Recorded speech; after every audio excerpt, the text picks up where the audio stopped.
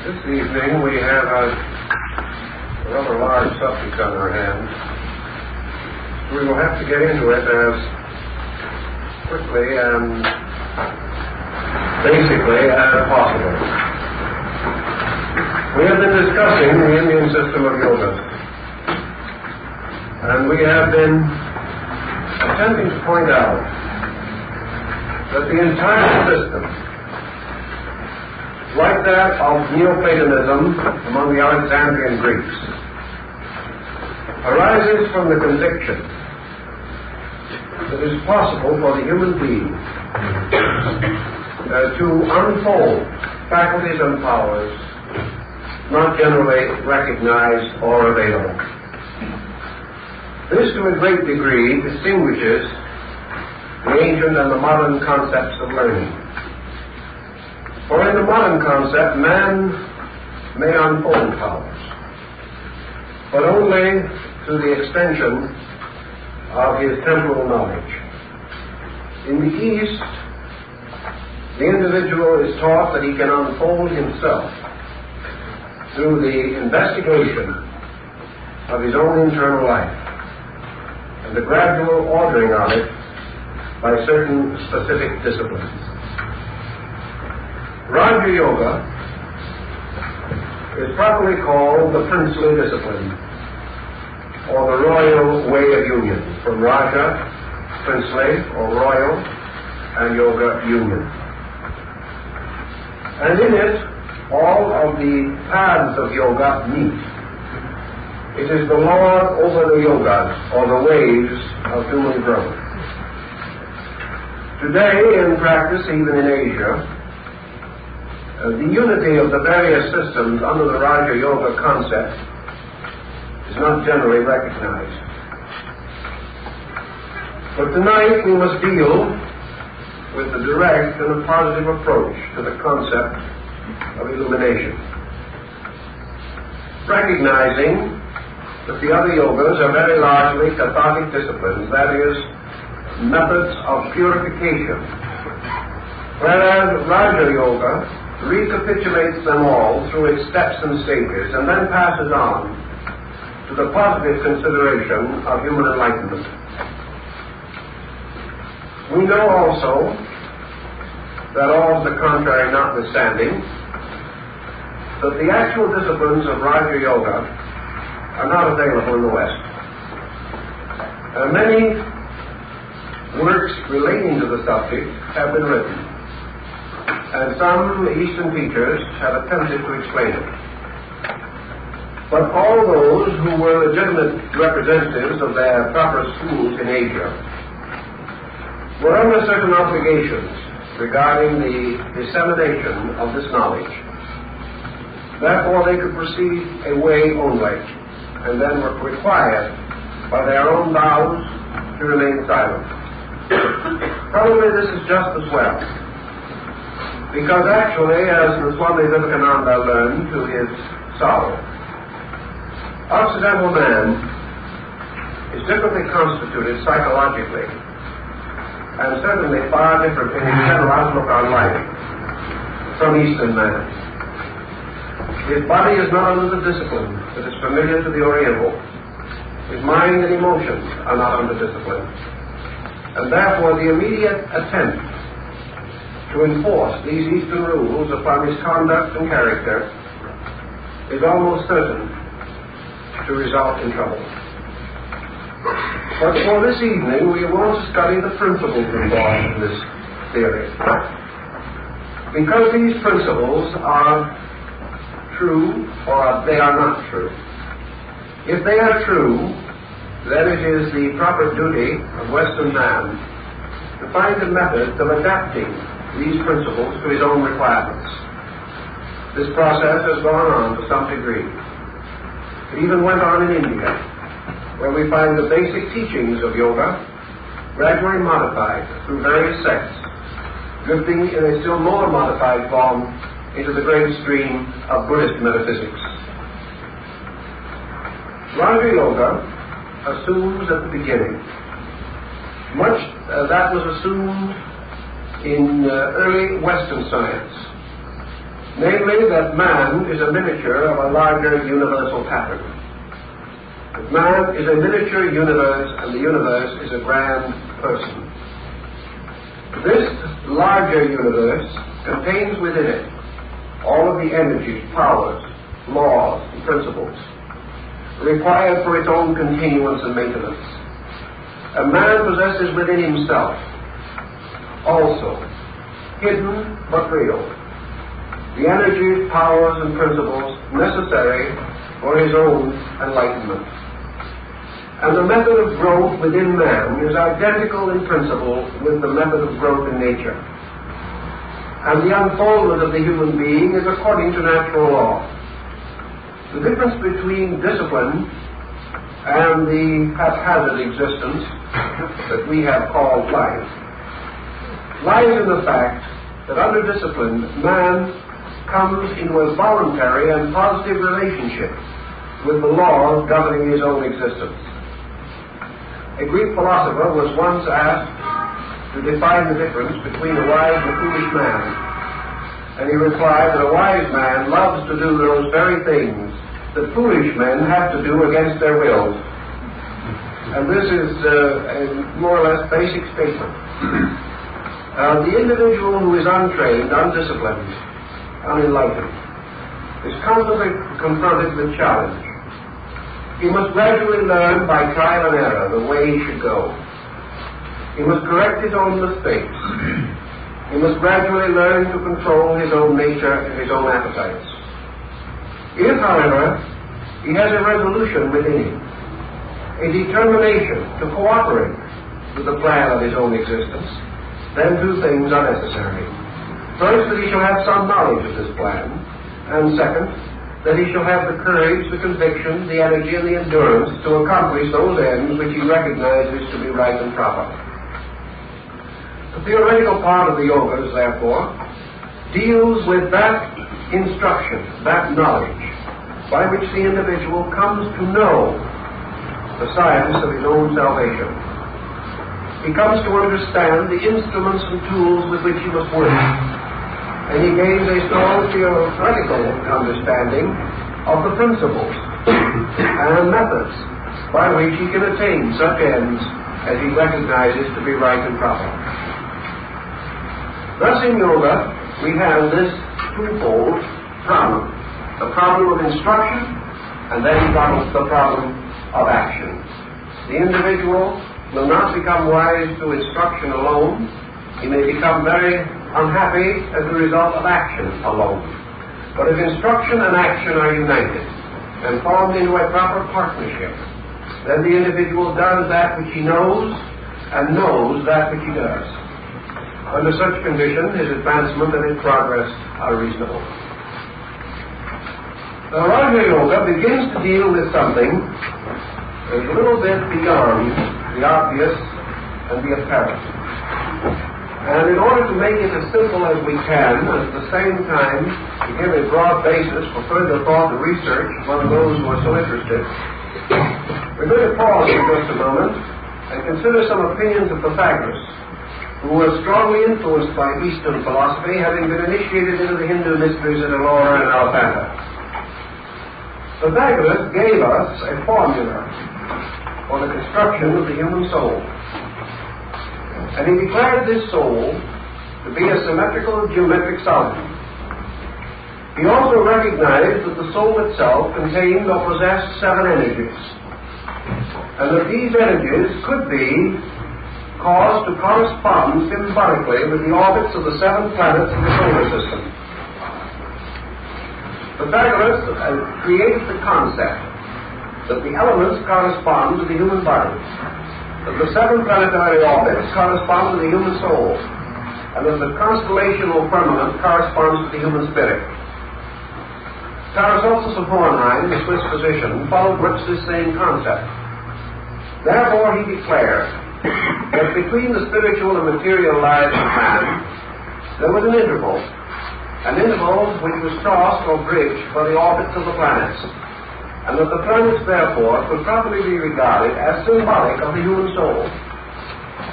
Also, Pythagoras created what he called a monochord, or a single string, which he stretched between the earth below and the firmament above. He then placed frets upon this string, breaks upon the musical chord.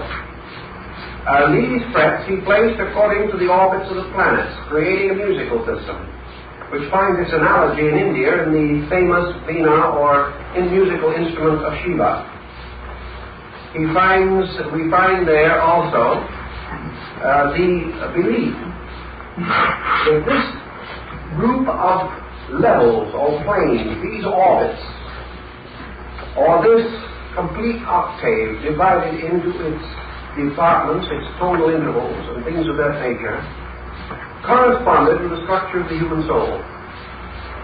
Pythagoras then also recognized what he called the eighth part of the soul, which was its generative function, by means of which it made possible the perpetuation of bodies. Today in psychology, we think of the soul as a sort of compound of the mental, intellectual, and emotional, passional complex in man. Even today, it is not always evident that psychologists distinguish between the mind and the emotions as parts of the soul structure. But the term soul, psychologically, is generally applied to these subconscious or subjective sources of mind and emotion. And the individual is therefore a living soul within a body. And the soul is associated more and more definitely with the person, so that a soul within a body is a person within a body. Now we return to Raja Yoga for a moment. We know that in the yoga system there is a very elaborate discussion of a kind of physiology, a psychophysiology or a neurophysiology, and that this physiology deals with certain internal functions of man, and arranges this internal physiological structure in the form of a mysterious inverted tree with its root in the brain and its trunk extending down the spinal cord. This trunk consists of a great or mysterious nerve through which and in which passes a very wonderful and mysterious power, which is called the Kundali Shakti. This power, or the fireness, the fire of life in man, is then distributed from the central nadi, or the Sushumna nerve, through smaller nerves throughout the body, until the entire structure of man's animation is supported by this intricate network of nerves, carrying within them a mysterious, invisible energy. Now, in this concept, we are dealing not primarily with the physical nervous system of the body. We are dealing, rather, with a distribution in the soul itself. And the mysterious chakras, or wheels upon the spinal cord, the various plexi and ganglia involved in the yoga system, are not actually physical centers in the body. They are more correctly and definitely psychic centers within the body, existing within the broad structure of what we call the soul itself. Thus, your anatomy and physiology in yoga is upon a psychic level. And because it is upon a psychic level, it is influenced, changed, modified, directed, governed, distributed by means of the mysterious power of the human will. Now, when we go into the study of this a little more carefully, we can get a somewhat simpler picture. Now, all pictures, all symbols are inadequate, let us face it. Therefore, in any symbolism which I may try to draw for you, something is going to be wrong, because symbolism is not identical with the subject under consideration. There must always be a limitation in the symbolism. And recognizing that, however, it is still possible to convey an idea, a certain degree of reality. And it is important that the listener should not extend the analogy beyond the point we take it, in other words. Because if he does, he may then run into conflict because of symbolical limitations. Just go as far as we recommend with this, and then let it rest for the moment. Let us now imagine that man contains within himself the elements of a cosmos. And he has a body composed of elements. These elements, in the symbolism of antiquity, were four in number: earth, fire, air, and water. To which the alchemists added a mysterious fifth element, which they called azot, and which in the East is more or less associated with the idea of akasha. Now this body of elements forms the corporeal constitution of man. In modern Western science, we have many more elements. But the principle of the symbolism is the same. So the body of man consists of something that resembles the physical planet Earth itself, with its elements, with its parts, and like the Earth itself, supporting innumerable living things upon and within it. The psychic life of man corresponds with the solar system which surrounds the Earth, and is the abode of certain wandering bodies called planets. And these planets, in a mysterious way, constitute together a psychic atmosphere. And both Eastern and Western astrological speculation points out that the positions, motions, and mutations of these planets may affect corporeal things. So that the psychic life of man really consists of a kind of solar system. And this psychic life, therefore, has within it 7 distinguishable levels or regions of qualities. And these levels or regions become the basis for the vitalization of the 7 psychic powers of man's experience. In other words, from one level may come his rational powers, from another his emotional intensities, from a third his imaginative faculties, from a fourth his intellectual concepts as differentiated from his rationality.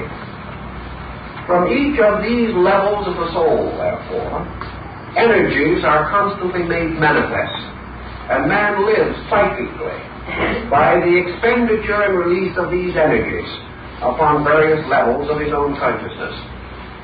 Thus, from within the psychic life of the individual, there is constantly flowing a sevenfold stream of psychic energy and vitality, capable of sustaining the 7 essential functions of the soul itself.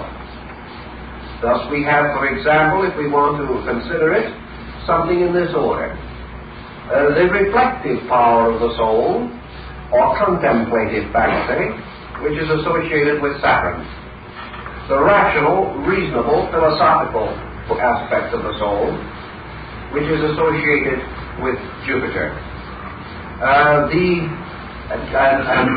dynamic, aggressive, combative instincts of the soul associated with Mars. The vital or life principle of the soul itself, which we would commonly term libido, with the Sun.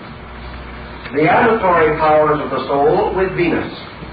The concrete intellectual and the so-called ordinary thinking of the soul with Mercury.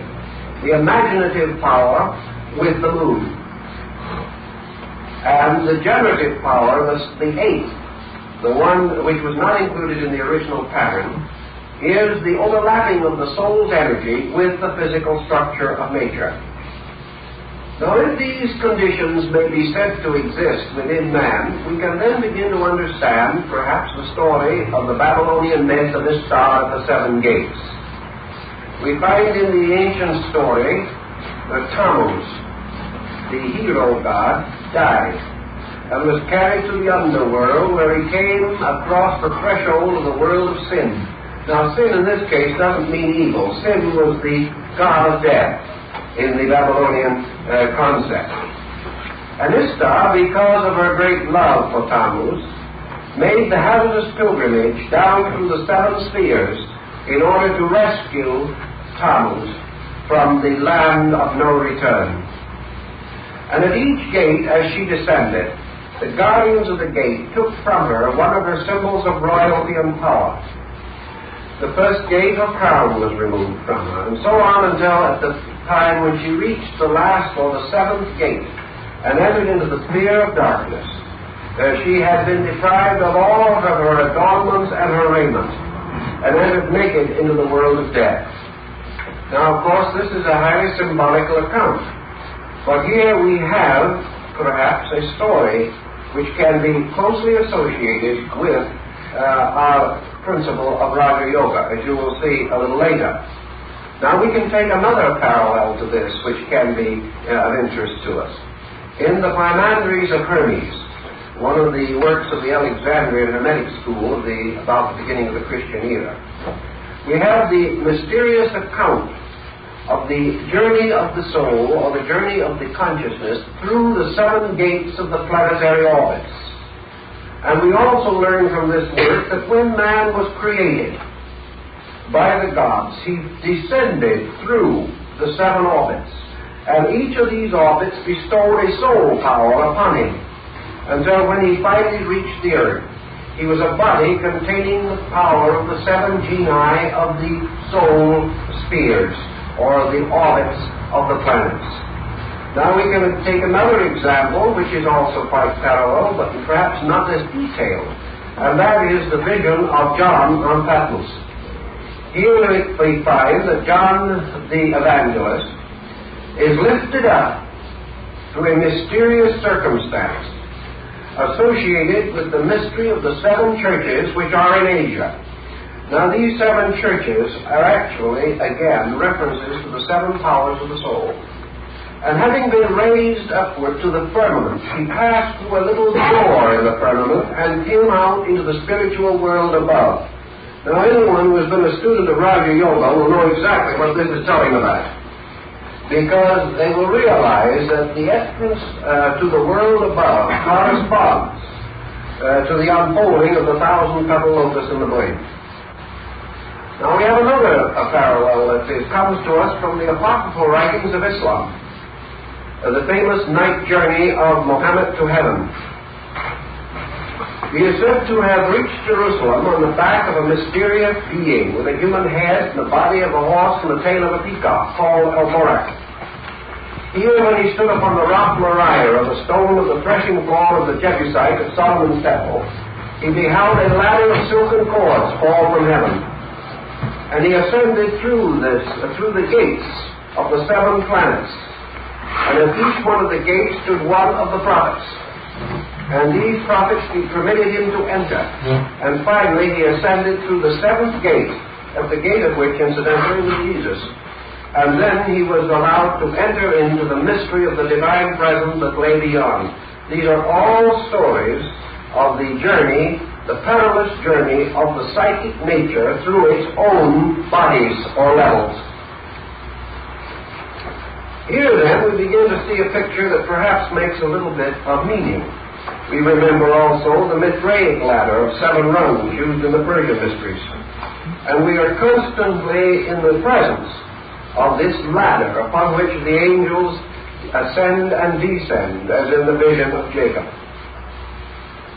Thus, let us for a moment recognize something that we might not at first realize or understand, namely that the psyche of man is actually a septenary structure, that it is in levels, and that these levels are the sources or causes of certain specialized psychic energy, and that this psychic energy, in its various manifestations, has much to do, in fact everything to do, with the levels of life upon which we live. Now, to take the ordinary experience of man, he is never aware of this stratification of his own soul. And someday it is my profound suspicion that psychologists are going to return to the Pythagorean geometric pattern for the soul. But in the meantime, we only know that a conglomeration of impulses come out from within us. that these impulses are often conflicting, and that in their totality they represent limitation. Let us approach it in this way. Always this ladder of souls, or this soul quality ladder, through which the individual must pass, or the rungs of which he must climb. Always these rungs have to do either with the diminishing of reality, as in the case of the descent of Istar, or the diminishing of illusion, as in the ascent of Mohammed, or the revelation of St. John.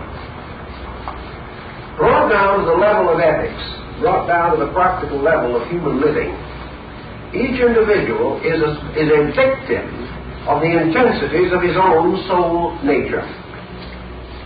And while this soul nature is and can be a tremendous and wonderful power within him, we have to tie the 7 parts of the soul again with the 7 deadly sins of theology and the 7 cardinal virtues.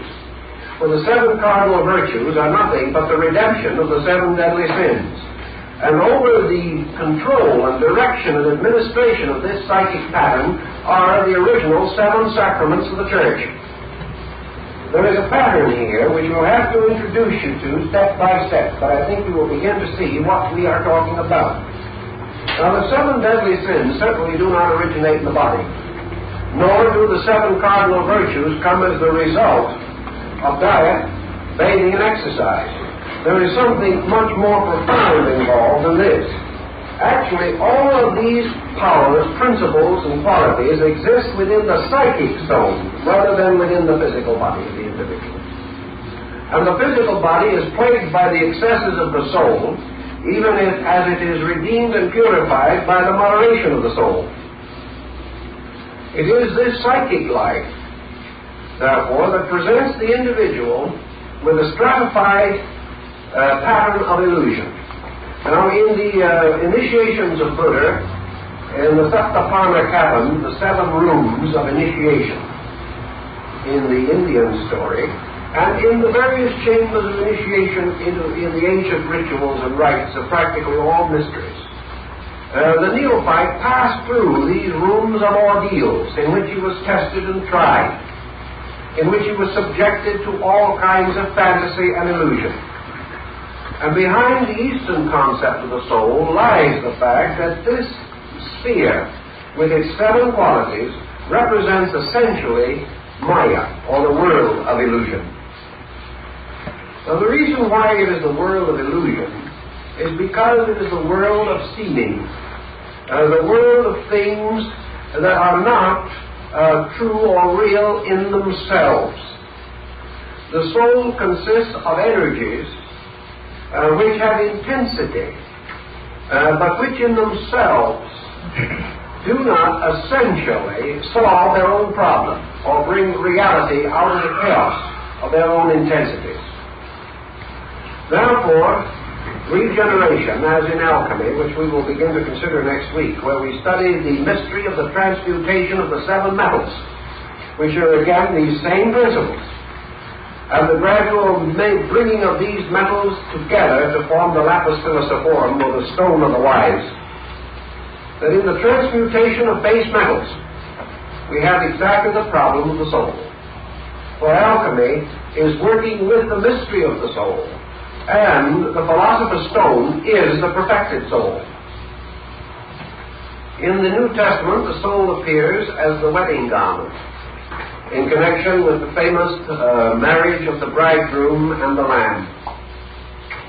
The mystery of the soul is also given to us symbolically in the description of the vestments of the high priest of Israel, where each of his garments and each of the symbolic adornments of the tabernacle and the various furnishings and curtains of the Temple of Solomon all refer to the same basic situation. Now, man as a being is seeking to achieve self-consciousness at first. That is his first goal. It is not his ultimate goal, as we've already expressed. But there must be the gradual integration of the psychic nature before the individual can pass through the mystery of the orbits of the planets, and pass again through the little door that leads above the firmament, as described in the Apocalypse. So what have we here? In the book of Revelation, we have the mystery of the opening of the seven seals, the mystery of the seven vials, the mystery of the septenary, the seven trumpets. We have the great being of the mysteries, walking amidst the seven branches of the candlestick. We have the seven-branch candlestick with its seven lights. All of these belong to the soul well of human experience and consciousness. So in the yogas, we have this little simple problem on our hands. Namely, that in the life of man, the soul, the wanderer, described by the Greeks as always walking with a limp, the cripple, is actually man's own undisciplined, imperfect psychic existence.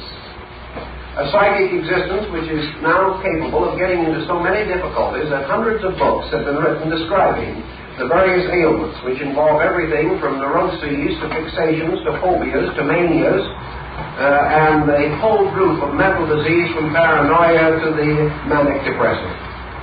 We also know that man's dreams arising in his psychic life are notable for their disturbances, for their confusions, for the fantasy and phantasmagoria in them. Also, that in his daily living, most of his existence is dominated by his imaginations, and that in looking at various things he sees them not as they are, but according to his own believing, according to the pressures of his own psychic life, so that to him good may appear bad and bad may appear good. Thus there is this incredible undisciplined interval, recognizable as a septenary structure through which the individual must ascend by a series of experiences. In other words, these seven levels represent the seven rooms of his house, in which are living persons who are not entirely civilized and certainly not coordinated to his major objectives. He must meet with each of them, convert it, and cause it to become a disciple of his purpose, or he cannot go on. In this, then, we have the ordering of the soul, the gradual process of the application of will, which is the magic wand of the magician, to the energies which normally control him, and over which he must finally become the controlling power. Now we will take, for example, just one of them, which we can say associates very closely in our concept with the lower chakra of the spine. And we will now take the concept of imagination. Now, imagination is a wonderful thing. Imagination is the power which can cause the individual to extend himself from things already known toward things as yet to be known. Imagination forms a wonderful aura or a wonderful field, constantly luring the individual to further accomplishment and attainment. Imagination on the level of science has led to great progress. On the level of industry, it has caused men to envision things necessary and bring them to pass. But everything that is accomplished by man first begins as an idea, first begins as a dream about a change for the better in some way. And the energy, the effort necessary to make this progress come through is will sustaining and fulfilling the imagery of the inner life. Yet imagination, about which we could write so many charming accounts of such beautiful achievement, is also a terrible and dangerous thing. Imagination can cause the individual to turn against those who love him best. Imagination can cause him to surround his own life with demons and specters. Imagination can destroy his rest by night and his peace of mind by day. Imagination can finally bring him down a complete victim to hallucination. It can cause him to depart from reasonable and orderly ways of life and wander for the best part of a lifetime or even more than one lifetime in a fool's paradise. Imagination can cause him to see evil in the good and even as it can cause him to see good into evil. Thus, imagination is something he has to work with. If he leaves it the way it is, he can never escape it. It will lock him completely. If he proceeds in his spiritual life, he will never know whether the visions that he sees are from God or from the disorder of his own psyche. Imagination can cause him to see things so real that he will believe them more quickly than he will believe a fact. And yet maybe they have no existence at all except within himself. And I don't know any place where imagination is more interesting than is directly in the subject of Raja Yoga. Because I have met hundreds of persons during my time who have imagined that they have passed all the way to Samadhi and come back again, and they never left Terra Firma. I assure you. They've never gotten themselves for one moment out of the magic garden of their own wishful thinking.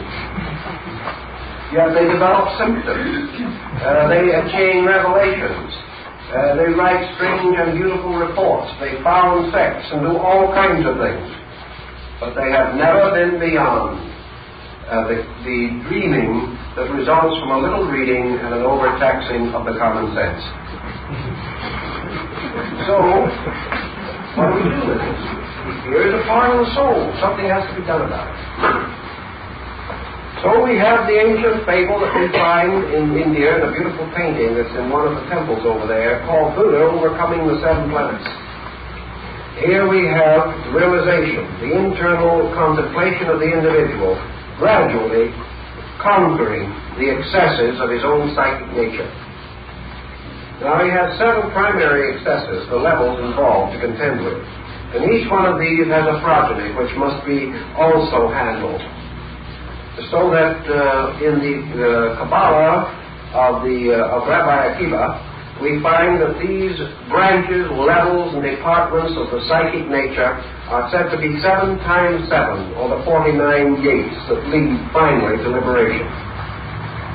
Because until the disciple is passed through the 49 gates, he is not free from the mystery of his own psychic nature. Now, I think you can realize rather quickly how this subject could be enlarged upon. I think you will realize that upon it could be based perhaps one of the most important texts of modern psychology, releasing us from a great many limitations of thinking, and also bringing to our attention, perhaps for the first time, the ethical significance of psychic organization. That we not only have this problem, but we must face it. Now, let us say, for example, we can't do all of these levels, so we'll just stay with this level of imagination for a while and see how we could approach it within our own psychic nature. Now, let us use a little Hindu symbolism to work with this and realize that this psychic center of imagination at the base of the spine, corresponding rather closely with the sacrococcygeal ganglia, is, as they would describe it, a basket. It is a basket of nerves. It is a basket form, not actually, symbolically. Now, don't look for handles on it. Symbolically speaking, it is a basket.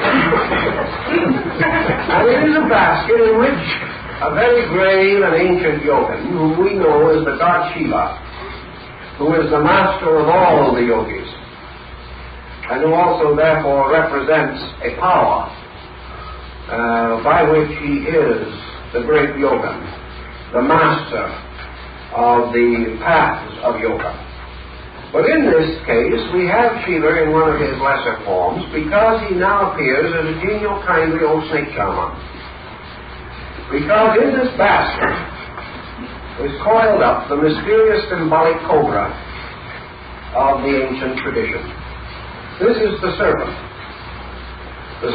of the Kundalini.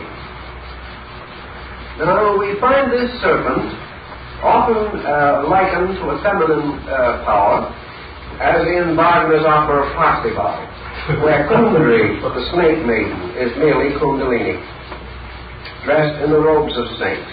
Of her own accord, Kundri would serve the Knights of the Grail up on the top of the mountain, but under the spell of Klingsor, the symbol of delusion, she becomes the enemy of all that is good, and the opera unfolds around this until finally the mysterious Eucharist at the final elevation of the Grail, in which Kundry falls at the foot of the altar with her final words, "I serve," which incidentally later became associated with the heraldic device of the Prince of Wales in England.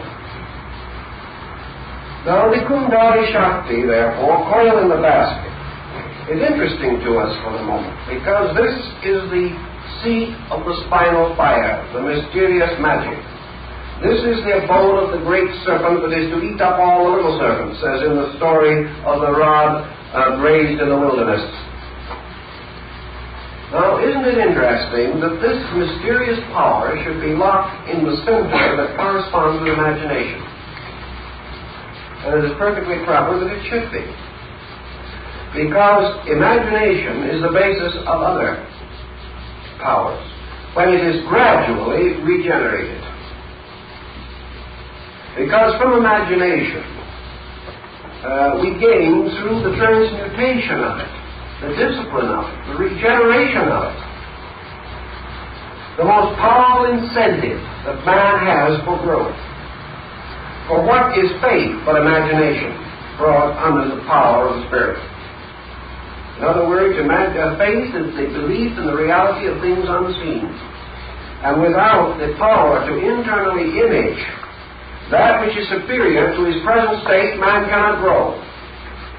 Therefore, the internal creative imagination must release all of the spiritual potential in man.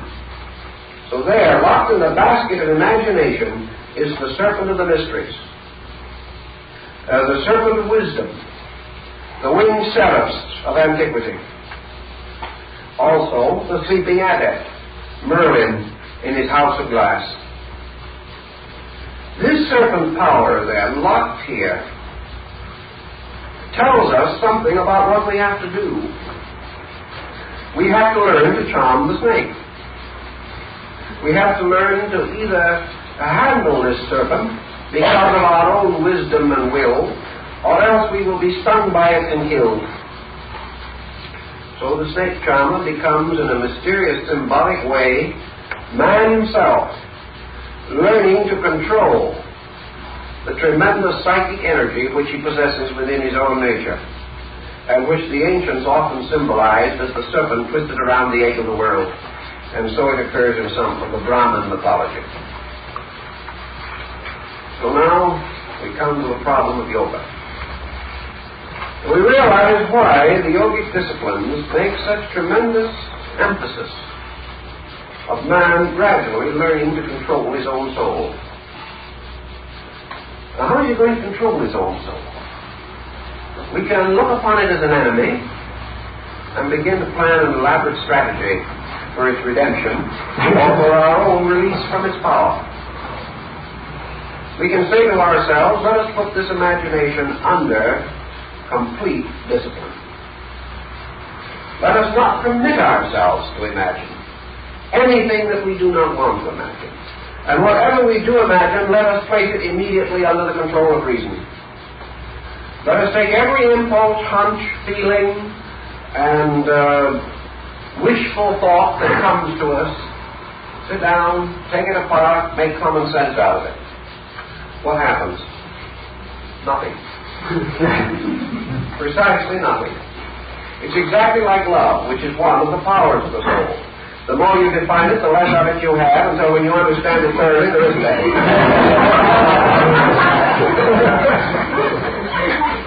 And very much like human emotion, the more you try to control it, the more rebellious it gets. And the more certainly you know you shouldn't, the more definitely you desire to do so. So there's no answer there. And the Hindu had lived too long and lived too well to be caught by this illusion, which is little better than one of the others. Because here we have 7 powers, all of which are united in a common benignness. There are levels of them, but they are all of them basically immature and incomplete. So, we take 7 people who do not know, and we make a committee out of them. What is the result? Do they do any more for us together than they did apart? Now the mind, the mental energy energy of man is one of the powers of the soul, also filled with imperfection. So we allow that then to run the emotions. What do we have then? Again, the blind leading the blind. For this reason, this gradually leads us to a bit of a dilemma. Because the seven active powers of man are the powers of the soul, and he has no conscious awareness of any other faculties available to him. He doesn't know what to use in order to transcend this level of his own nature. He can rationalize, but the rational power is part of the soul and also subject to error. He can dramatize, that is more of the same. He can contemplate, that is more of the same. All of these faculties in their native condition, as the average student has to work with them, are as faulty, each as the other. So to place one under the control of another is only to place one tyrant over another. The facts are not clarified. Now in the case of imagination, we have another problem on our hands. We decide that we're going to control it. We're only going to imagine those things which are right. Next question, what is right? And how are we going to know? Blind alley again. So we will say, I'm going to take a series of abstract virtues. I shall always be kind. I shall always be gentle. I shall always be patient. I shall always be loving. Well, that's fine. But what is kindness? What is patience? What is love? What is gentleness? We love some people so much that we spoil them. We are patient at times when all we do is contribute to the delinquency of someone else.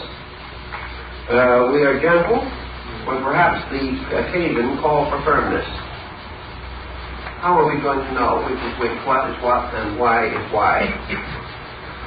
Answer is we don't. We're not going to immediately.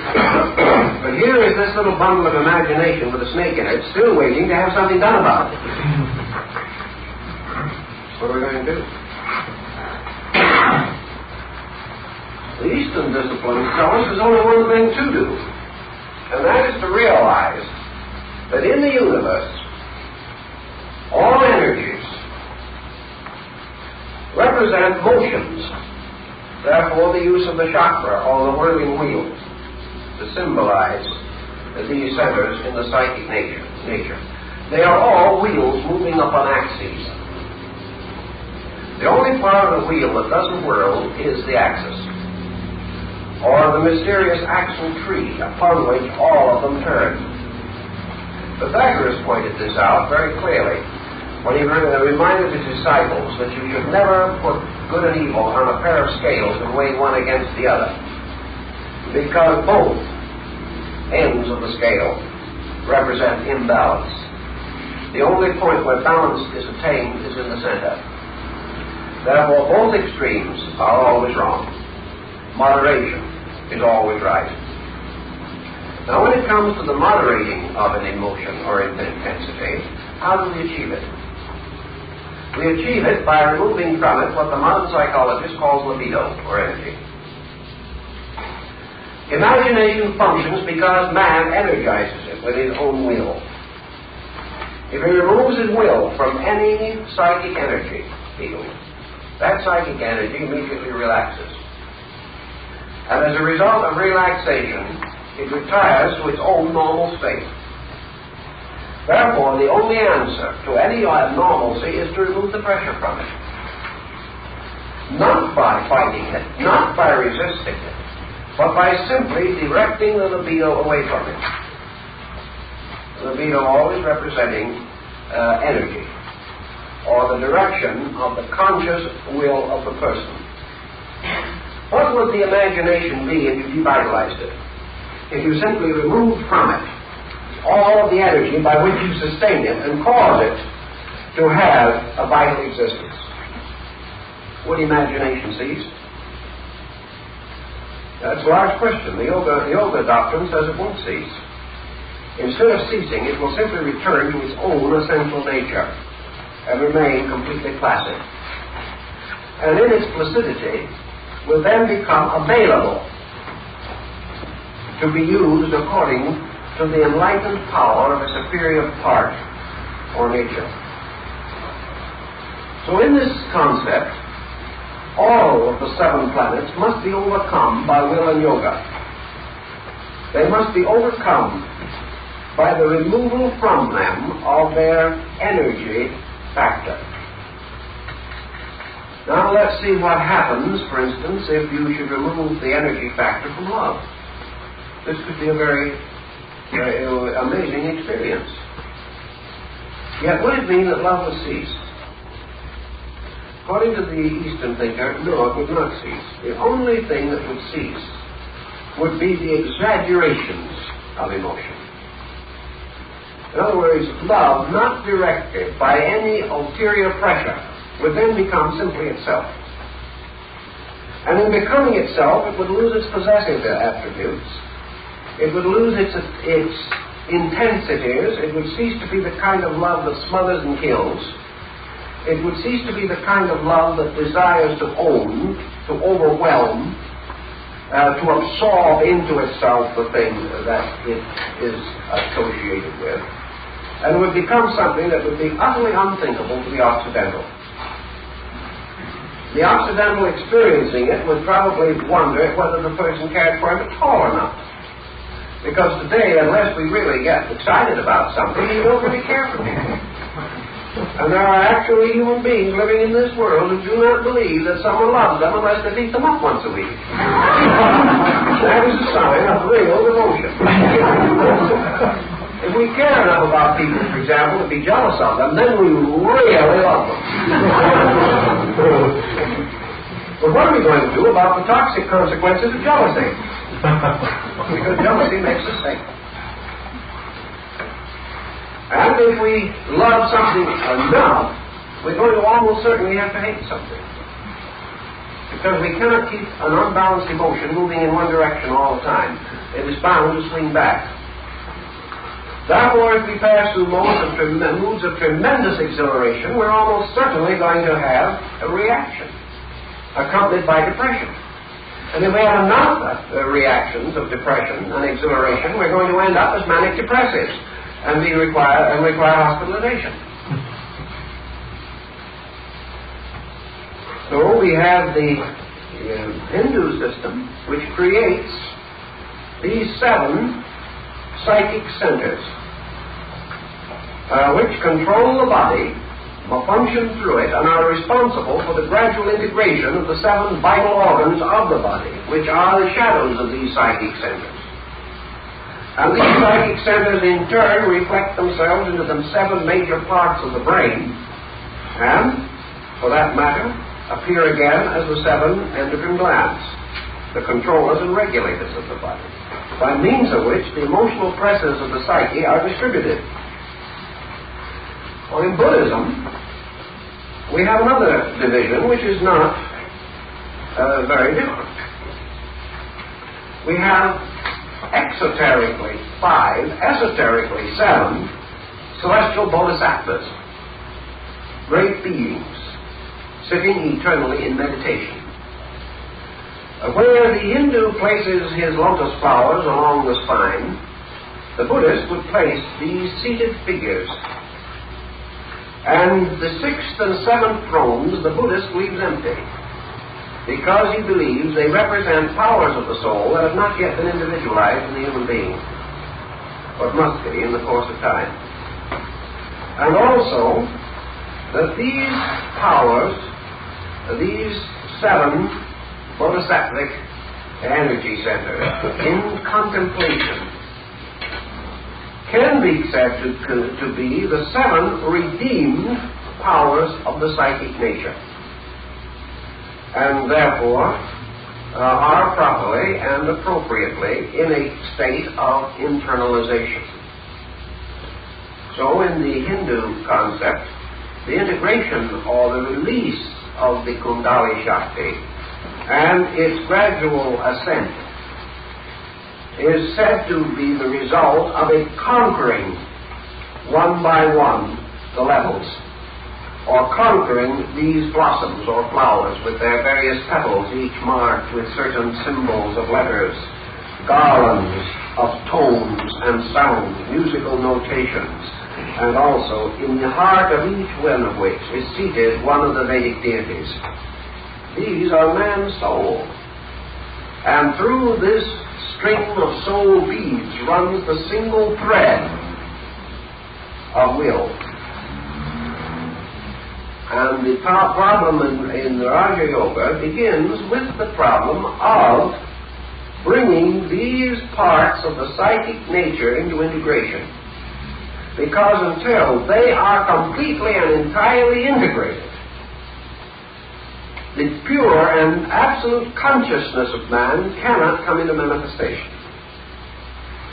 Because until consciousness can vitalize these centers, without these centers becoming excessive through that vitality, or without these centers misinterpreting energy or misusing it, until such time, the pure nature of energy itself, the pure nature of life consciousness, cannot be experienced by man, because it is always going to come in some conditioned form. It is always going to be hidden behind an illusion, or functioning through an unreality, representing one of these psychic gates. In the problem, then, of the imagination pattern, which we have to come back to for a moment, I think, we have this situation. How do we overcome imagination? How do we release the tremendous psychic energy which is located in the beginning of this great chain without conflict, without destroying, without perverting energy with which to destroy energy? You remember that when Amfortas, king of the Grail, resolved to destroy Klingsor, the evil magician, in his castle, he took the holy spear of Longinus, the sacred relic, and he went down into the valley with it in order to kill Klingsor with a sacred object. But what happened? He hurled the spear, Klingsor took it from him, turned and wounded him with it. And this is the inevitable result of the individual attempting to use destructive means to achieve constructive ends. The instrument turns upon him. Force is the spear of Longinus. And the force with which we try to destroy evil becomes the force that destroys us. We cannot do it. We cannot use the very means we are seeking to escape to achieve our own liberation.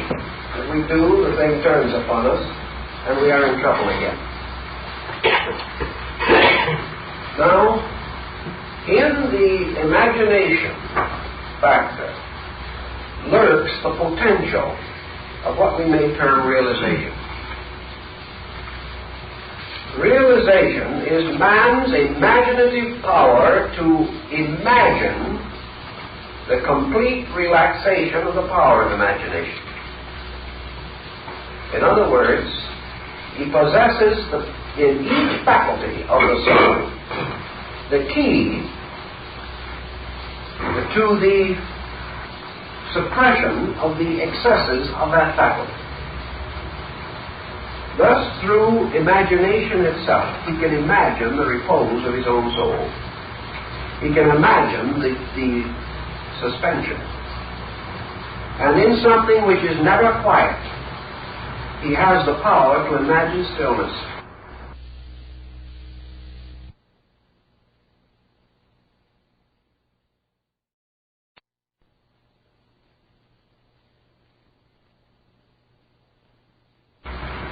So in the old writings it was said that each case, the energy is withdrawn from the center and brought to the one above it. And when the focus of attention is carried away from one to the next, then the serpent conquers the lower one, because its source of extreme activity is removed. Then the power of that chakra or center is available when necessary, but never is it an inevitable pressure. It can be called upon at any time because man has the power to move his consciousness at will from one center of his own nature to another. But these centers will no longer operate independent of his own will, or will they force energy into excessive emotional patterns. Thus he overcomes. He is St. George. He slays the dragon. He conquers, like Siegfried, the strange being Fafnir, who guards the treasure of the Nibelung.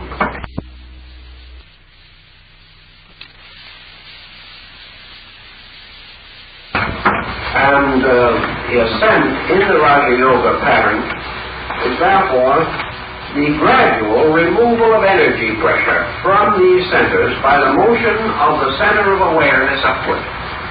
First, from the first or lower to the second, from the second to the third, from the third to the fourth. And in this way, the neophyte or candidate climbs the ladder. In this way, he ascends the silken cord described in Muhammad's vision. In this way, he also passes through the initiations of the mid-grade mysteries.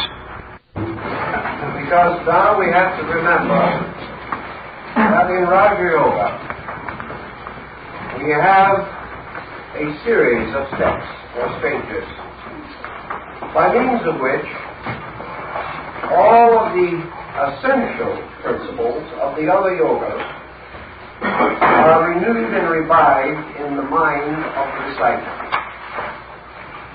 Thus, Raja Yoga begins with physical discipline and includes all that is necessary in what the Greeks call the cathartic methods. We have the individual learning by experience that his body is a wonderful instrument, but a very poor master. That the body is his servant, and that just as a wise master is thoughtful and just of his servant, just as the wise governor thinks first of the good of his people, so the human being must not overcome his body by subjecting it to tyranny or abuse, but through the clarification as an experience within himself of his duties to his body and his body's duties to him. And out of the entire procedure on the level of catharsis comes the recognition that the body, restored as far as possible to a completely normal and proper state, is the most useful instrument. For as dissempers and disorders of the mind afflict the reason, so pains, miseries, and infirmities of the flesh prevent the composure and the natural integration of the human character. Also, the body is a kind of sounding board, an instrument, which catches the sympathetic tones of the soul music. And if this body is defective, it will impair both the mental and emotional life of the person. It will not result in this emotional and mental life being prevented from evil manifestations. Rather, it will merely disable, disfigure, and contribute further to the difficulties of external and internal adjustments. So the body is brought under disciplines. These disciplines being thoughtfulness, watchfulness, care. Later into the same process of discipline, the yoga system introduces posture. It introduces certain positions of the body, many of them exceedingly difficult to assume and requiring great study and thought. The purposes of these postures are two. The first, that the individual shall gain the power to cause the body to obey him even into a most difficult situation. And second, because under certain phases of yoga, the electric magnetic currents of the body are caused to modify their forces and to change their rhythms according to posture. Other things likewise are added to this part of the discipline. But in sum and total, the purpose of these first stages is to clear the channels to the objective manifestation of man. Yoga teaches, for example, that the infirmities of age do not mean the infirmities of the soul, primarily, but the inability of the body to continue to distribute the energies of the soul itself. Therefore, what appears to be the failing of the mind or the loss of the energies of living should not be interpreted that these energies have failed, but that the body can no longer distribute them. Thus, to keep the body as far as possible in a condition to accomplish the maximum release of the internal is important. But this does not justify an extreme athletics in which the body is cultured, but the soul is left untutored. Or else we will have the famous description which Plato refers to when mentioning Alcibiades, when he spoke of this rich, powerful, and luxurious young man as a leaden dagger in a jeweled sheath. And it is not valuable that the body should be so ornamented that it overshadows the soul. Nor is there any need that a bad soul should have a good body. And perhaps we should realize that the reason for the growth of the body is because it is required by the inner life, and not at the expense of the inner life. So all things in moderation and order, and the disciple then passes on to the particular and definite problems of this soul life itself. And here he comes under what might be termed those rules by which the 7 deadly sins can be transformed into the 7 cardinal virtues.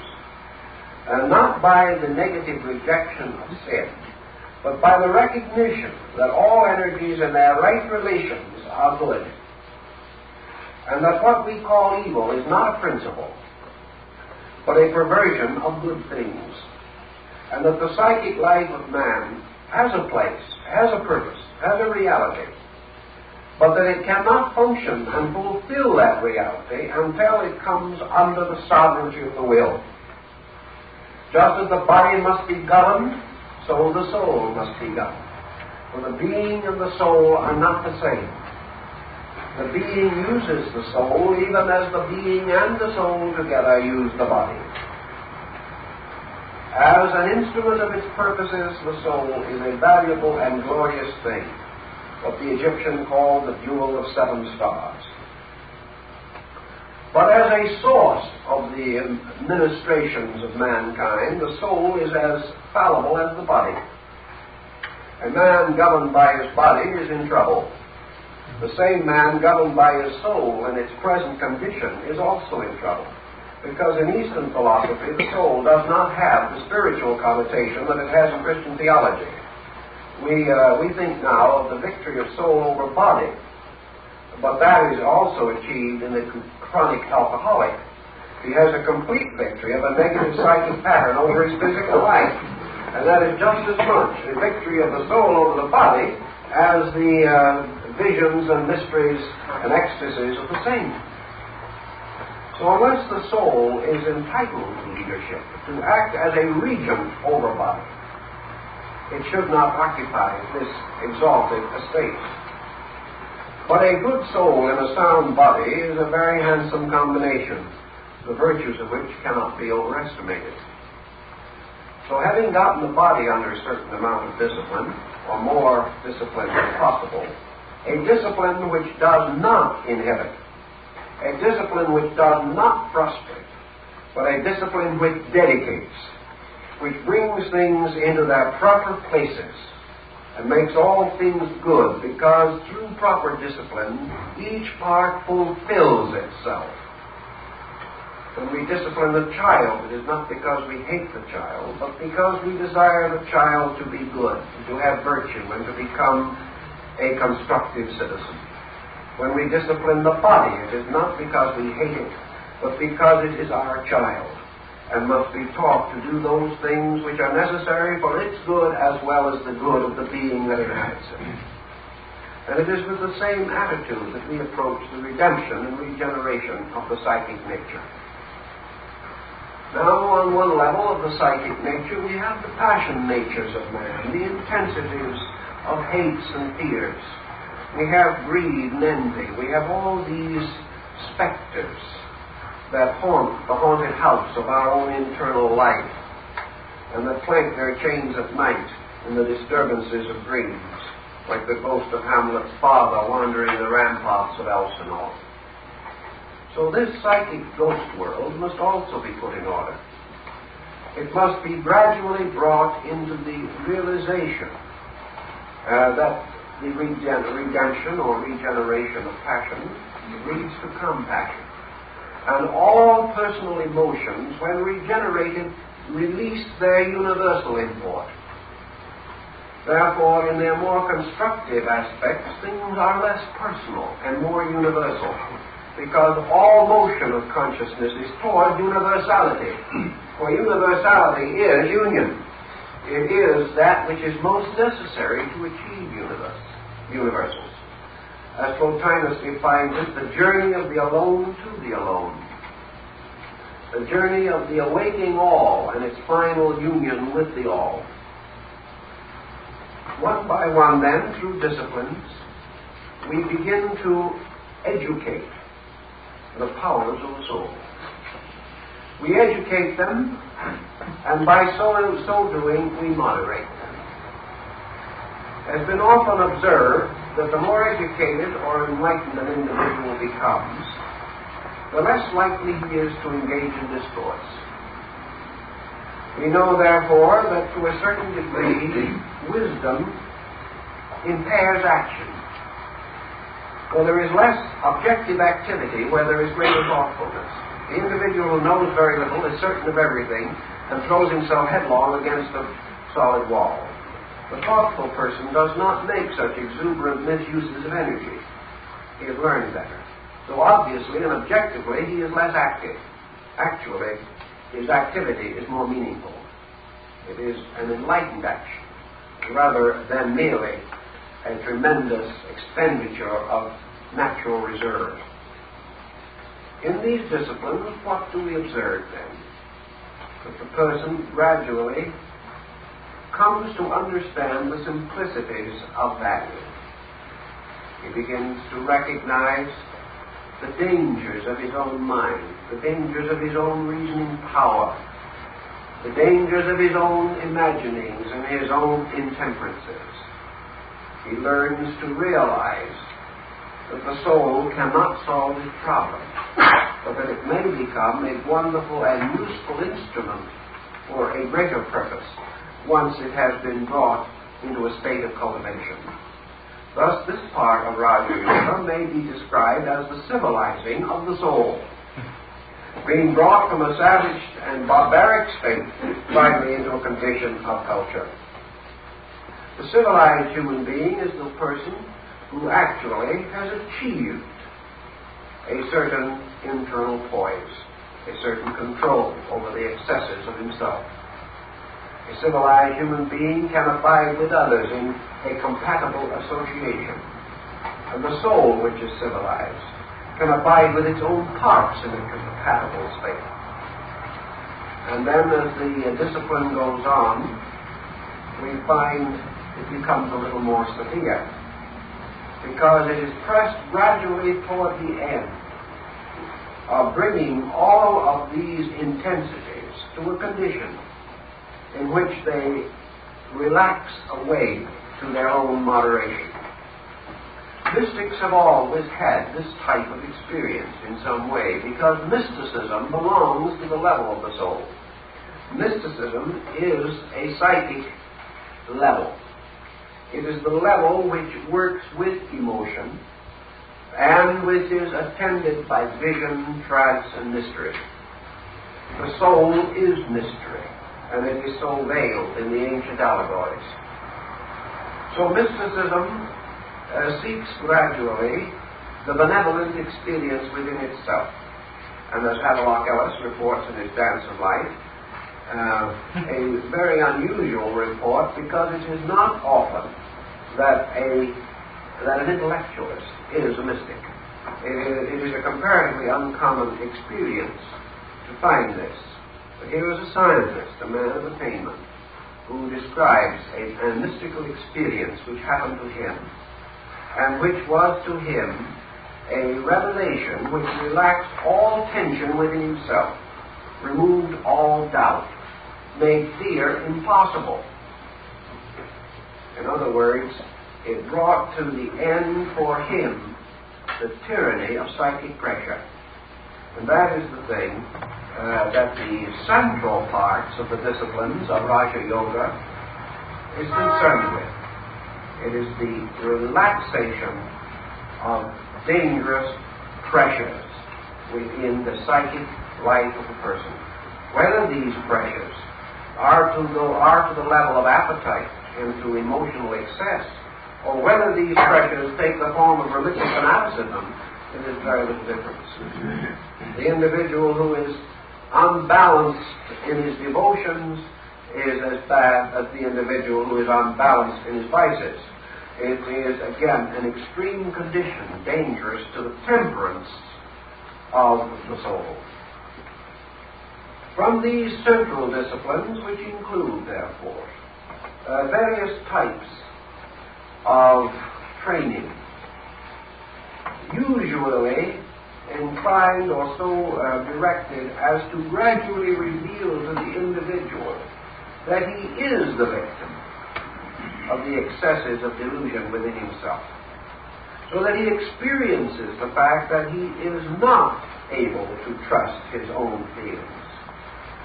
Gradually he escapes from this peculiar bondage that we had in the West. In the West, a man says, I feel, therefore I do. It never occurs to him to go against his own moods. He does not know whether this mood arises from his spiritual nature, or as Samuel Johnson used to say, from a drop of green bile in his gallbladder. He doesn't know where the pressure comes from, but whatever it is, that pressure he must obey. I feel like it, therefore I do it. And, of course, as a result of that, we're in trouble most of the time. The disciplines point out that because the individual has an inclination or has a pressure, does not mean that he has to simply give in to it. Nor does it mean that he is going to frustrate himself, clench his teeth, and deny it. The answer lies to examine it, and gradually, through his own enlightenment, to dispel it because it is no longer valid.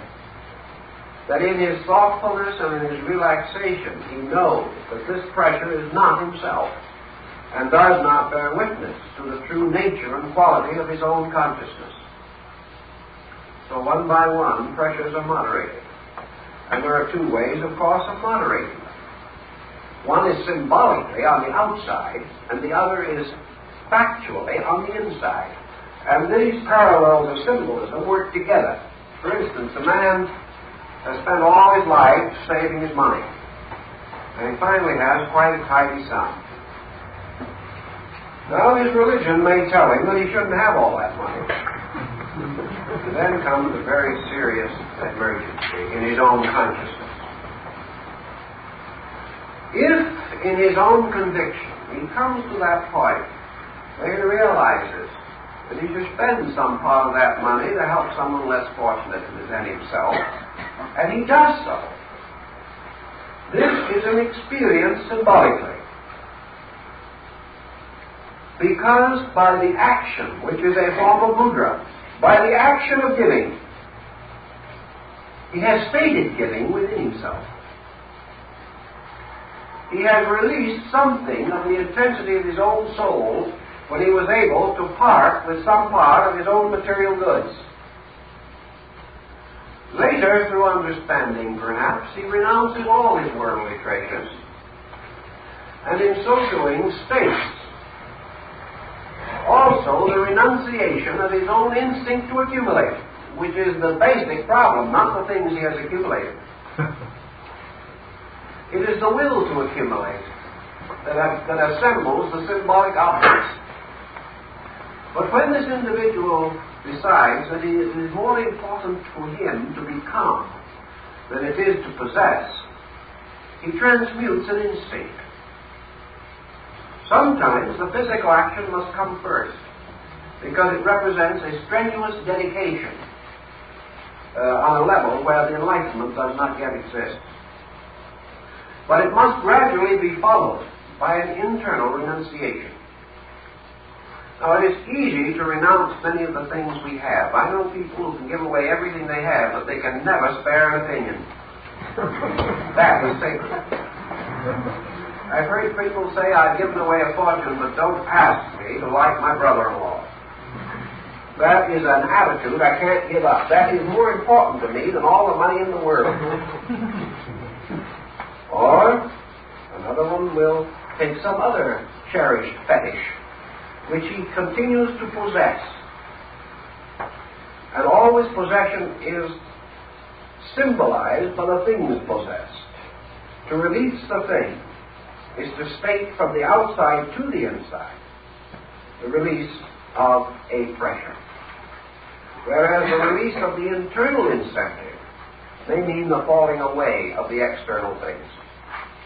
Now, in yoga, there is no great virtue, essentially, in a man being poor. The only reason is that on the level of conduct, very few individuals can afford to be rich because of the damage it does to them. If they could afford to be rich, there is no reason why they shouldn't be. But when they are, it is very likely they become absolute servants and slaves to what they have. They are not wise administrators. They are possessors, hugging their possessions to themselves and dying locked in the embrace of things. This is dangerous. Not because the things are bad, but because the individual has become addicted to the wrong series of values. If he has the right values, he may possess anything. Seek ye first the kingdom of heaven and its righteousness, and all other things shall be added unto you. Now, many individuals have taken that to mean that by certain spiritual affirmations they can become millionaires. That is not the principle. It means that only the individual who is completely oriented in his own spiritual life can afford to have things. Anyone else who has them is possessed by them and locked in with them in a hopeless bondage. So Raja Yoga begins to break away these attachments. It breaks them away rationally. It breaks them away persuasively. It breaks them away by recourse to the great religious incentives of the true believers. It makes virtues out of regeneration and renunciation. But the purpose is always the same. It is not important what a man renounces. It is that the man renounces the impulse to possess. Because as long as that impulse remains, he's going to be subject to illusion. And the energy of his being is going to be channeled into that accumulative and acquisitive process. He's going to be like the blinded Samson, who was bound to the millstone of the Philistines. A divine power bound to mortgages, chattel, foreclosures, bank accounts, and taxes. Now, as long as that locking remains, that individual can never be a citizen of the universe. So in the central parts of Raja Yoga, there is this process of preparation. The individual gradually silences the pressures and tensions of his own soul. And he fashions out of the soul itself, by its complete regeneration, by its complete transformation. He transforms it into the Ahat Self. He transforms it into the transcendent being, which is a new psychic nature, the psychic nature of the fabled Rishi of the Indian legend. The saint is actually every man's sanctified soul, the saint within. It is the soul that has been separated from its intensities, and by that virtue alone has become an intercessor between the outer and inner life of man. Thus, in most religions, even beyond the borders of Christendom, the intercession of saints, or the power of sanctified persons, to carry the supplications of the faithful to their spiritual Father in heaven. Such beliefs exist. But this sanctified arhat, this canonized saint, is the redeemed psychic self. And the most simple and natural way in which a saint is canonized in the Catholic Church is martyrdom. Therefore, again, it is the soul that dies for its faith, or is gradually reduced from its intensities, so that its intensities die, that is suitable for canonization. The other type of saint is the result of the fruitful miracles. So what do we have? We have the soul as the wonder worker, the great yogin. We have the soul as the magician. We have the soul like Prospero in the Tempest, who waving his magic wand can change the face of all things. We have the soul as a kind of guru also, an inner teacher, but only after it has passed along the traditional road, has itself achieved the purification, and has attained to its own natural destiny. So the teacher within can become the soul, for the soul is also the abode of the 7 liberal arts and sciences. It is the abode of all the great laws, the great principles of geometry and mathematics, astronomy, music, architecture, medicine, law, all these things, because they belong to the mental psychic life of man, are all resident in the soul power. So the soul becomes the physician, the legislator, the creator, within its own emotional level. And it is then regenerated, redeemed from its original and former state of disorder and asymmetry. The soul is the natural abode of the beautiful. And the beautiful is that which is in ordered peace. And out of the redemption or regeneration of the soul, through discipline, comes what the Rosicrucian Meyer calls the silentum post memoris, the silence after the sounds, or after the noise. And the confusion or noise is man's negative psychic life, and the silence is that which comes when the soul is in order, and all things have achieved their proper place. Now the soul, when it is thus ordered, becomes the vestment of glory. It becomes the psychic body of the being which inhabits it. And it also makes possible the journey onward to that which lies beyond.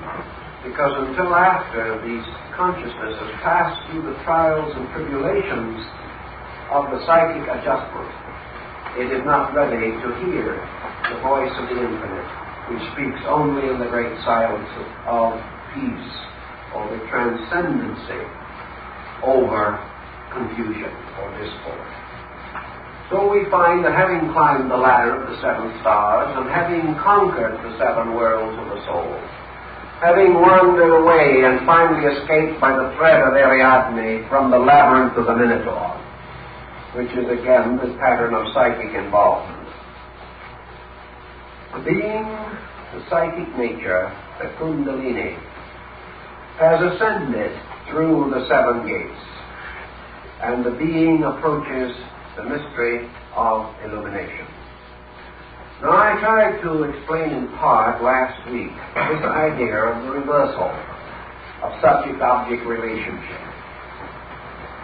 And in this, I wanted once more bring this point out because one or two of the friends seemed to feel there was a little uncertainty on the matter. In Eastern mysticism, we relax into a state of truth. Whereas in the Western school, we gird ourselves in the full honor of the doctrine and go out fighting for it. In the West, the concept is that truth must be conquered. We must get hold of it. We must possess it. We must be able to say, well, you don't know what you're talking about, but I know the truth. I have it. So it's a sort of a chapel that you toss around. And everyone has it, and no two people agree as to what it is. The more they talk about it, the less certain we are they have it. And by the time they've described it fully, we know they don't have it. But at the same moment, we know we have. And we're trying to get a word in between there. So that to our Western concept, truth is something that's not so different from a house or an automobile or something of that nature. It's something we can get hold of. Why do we think that way about it? Largely because we associate it with our concept of education. We assume that education is going to bestow the truth upon us. Therefore, that it is to be found in books and that it can be demonstrated by passing the examination at the end of the term. And that when we finally have the diploma, we have it all. We've got it. Now all we have to do is go out and win fame and fortune with it. That is our way of thinking. Truth is something that we admire, we adore, we venerate. We can conceive of nothing greater. And yet we seem to have the instinctive belief that it is something that we have, and we can give it to you, and you can give it back to us, and we can toss it around among our friends, and that it is something that some way we can possess. In the East, there's a little different thinking on this matter.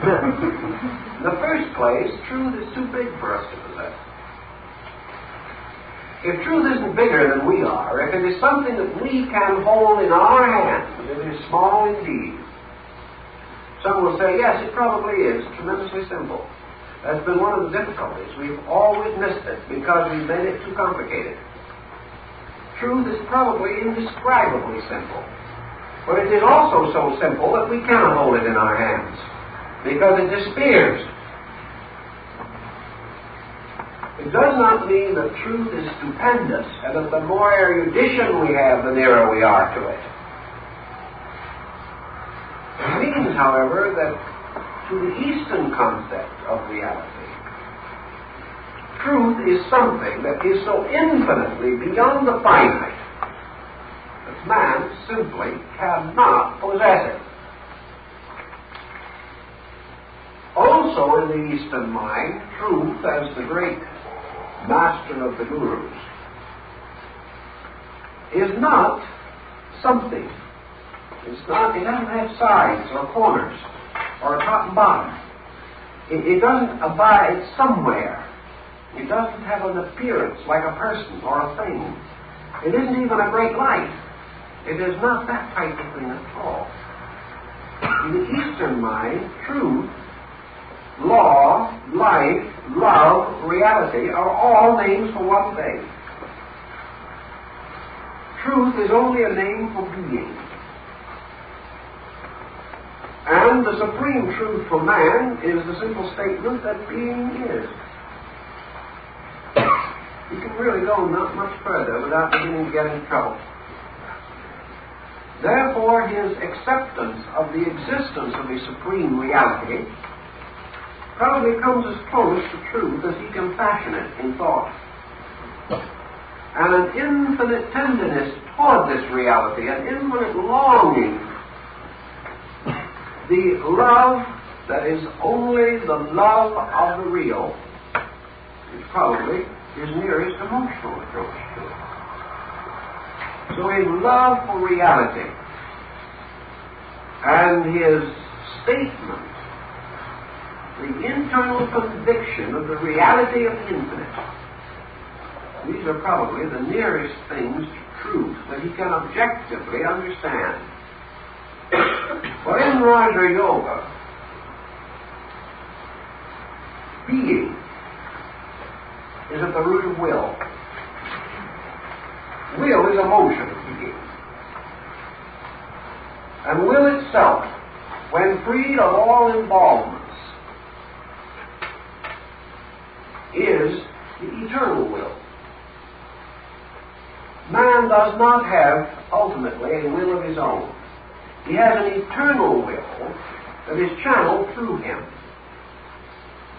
As long as he is the channel, the will look like him, in some way partake of him, and be measured by him, as the water is measured for the vessel which contains it. Yet if we remove the vessel, the water is formless. If we remove the personality of man, the principles within him are formless. They do not look like him. They do not think like him. They only look like him because they are moving through him. They only think like him because his mind and his brain are their temporary instruments. But these energies themselves are superior to him and have no actual limitation except an limitation of illusional appearance. Substantially, they are infinite. The very will that man experiences as the power within his own consciousness carries with it truth. Therefore, truth moves in man and through man, and it does not come to him. Truth is as identical with his own life principle itself. Thus he can never possess it, because in the first place he never lost it. And at the same time, possession implies that he can some way circumscribe it and make it his own. He cannot, because it belongs to everything. There is just as much eternal truth radiating through an unfolding flower as there is through an unfolding saint. Truth is identical in principle with the experience of life itself. To experience life completely is to experience truth. To experience truth completely is to experience love. And to experience love completely is to experience law. They are all one tremendous integrity. In this integrity, man lives and moves and has his being, because there is no place where it is not. The old Hindu says it extends to the end of the cosmos and 3 inches beyond. It goes forever and 3 inches. There is no conceivable place where there is a deprivation of it. And what appears to be a deprivation is an obscuration by form, mind, or illusion. If, therefore, man starts searching for his own nature, and he industriously traces the current of his own will to its source, he is not going to find there his own personal equivalent of an aged, bearded relative. He is not going to find a spirit in the form of an old man sitting on a throne. He is not even going to find his own spirit, any more than he's going to find his own truth. Can we really actually conceive of truth belonging to anyone? Finally, when we think about it. Can we believe in a spirit that is a nice, separate little being, sitting all by itself somewhere in the midst of space? And that this is us. This is our reality. The Indian cannot think that way. He believes that as he moves toward the source of his own consciousness, that he doesn't move toward a being sitting somewhere, or an entity, luminous or otherwise, or some mysterious little whirling spirilla of cosmic force. He does not conceive that. Because even the moderate development of his own faculties and the gradual extension of his own consciousness through discipline causes him to realize that he is moving from the small end of a funnel toward the large end, and not from the large end toward the small end. He finds that the further he goes, the fewer are his own boundaries, and that ignorance is making this little package, and that wisdom is breaking it open. That the more ignorant he is, the more personal he is. The more he thinks about himself, the less he thinks about anything else. The more he begins to experience, the broader he becomes. Well, if a man gets broader and broader and broader and keeps on getting broader long enough, he is no longer broader. He is bred. He is absorbed into the principle itself. If the individual gets better and better and better and better, we assume that sometime he will get to be best. But when we think about it more, best doesn't seem to have very much significance. It's a little, it's the more flawless gem, but it's still something, because beyond even the best, we must assume something. The only way that we can move from better to better and better without coming to the end of something is to finally realize that all betterness leads towards eternal good, which is at the end. That if the individual knows enough, about enough, and learns more about enough, and keeps on learning and knowing and learning, he cannot ultimately become just wise, because that's another little package. The only thing he can become is wisdom. The end of all attributes must be the principle. Without wisdom, no one could be wise. So wisdom, and not the wise man, is the root of things. So if the wise man goes along the currents long enough, he is going to arrive at wisdom, which is the root of all being wise.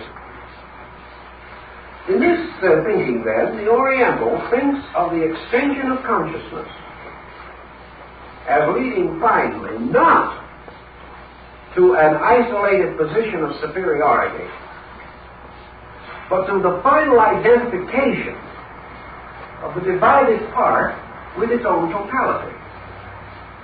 And this totality is all of everything, all of wisdom, all of life, all of truth, all of law. And the only time the seeking can end is in totality. Because we cannot imagine a universe composed of an infinite number of separate things, all perfect. Because if they are perfect, they are alike. And if they are alike to that degree of utter sameness, our own common intelligence begins to tell us that they become one thing. Things that are absolutely alike are one thing. Because there must be some dissimilarity to keep them separate. When there is no dissimilarity, there is no longer boundary, and they move into the eternal. So man does not possess truth, but he experiences the release of truth through himself and in himself. And through the gradual refinement of consciousness and the attainment of samadhi, he comes as nearly as the human being can come and still exist to the complete experience of universality within himself. He experiences the reversal of the subject-object relationship. Instead of being the man seeking truth, he experiences, rather, truth seeking him, or coming through him, moving toward him. As he approaches it, it approaches him. And finally, he comes to the experience of the relation of the part to the whole, and realizes that he can never possess it, but that it has always possessed him, but he didn't know it. And the awakening is the recognition of the state that has always been, not a different state. And this awakening cannot be a shock, and it cannot be stressful, because it is gradual. And by the time it is reached, it is the only acceptable end. Now, there have been many interpretations of the samadhi experience. Some think that it is simply a highly developed psychic state in which the individual achieves the complete transition or the complete suspension of his own faculties, and that the whole mystery is on a psychological level. I do not think that is true. I think it can be true, particularly in the practice of Hatha Yoga, but I do not believe that it is essentially true. For if samadhi is the experience of a being nullifying itself, voluntarily becoming nothing. Nothing from nothing comes. And the ascetic practicing this and returning to objectivity would come back from the vacuum and bring nothing. Because he cannot bring something from nothing. If it is merely negation, if he is merely psychically gone to sleep rather than physically gone to sleep, then he has entered a state of non-existence, temporarily at least, and nothing returns. He can experience nothing, he can gain nothing, he can know nothing, because he has destroyed or temporarily subjugated all means of interpretation and all means of reaction. On the other hand, as in the case of Havelock Ellis, in the actual samadhi, the consciousness passes from a state of negative into a highly positive relation. Because this transition does not end in nothing, but it ends in the experience of absolute fullness. And returning from the samadhi, the ascetic returns with a complete concept of relationship with all else that exists, with an immediate personal apperception of realities, which will cause and does cause a complete reversion or change in his life. Therefore, the state he goes into cannot be negative, because he experiences it as the solution to everything. As in the case of Ellis, who came back without doubt, fear, worry, question. He had found an absolute internal experience of sufficient and complete answer. He couldn't put it in words, but he knew from that time on that, to use our phrase, God was in his heavens and all was right with the world. He knew it. Therefore, this experience cannot be negative because of its reaction upon the conduct of the person. It is therefore a glimpse of a universality of realities. It is as though the individual drank from the sea of absolute life. It isn't his sea, because others will drink from it. All will drink from it. And in so doing, they will discover that they are it.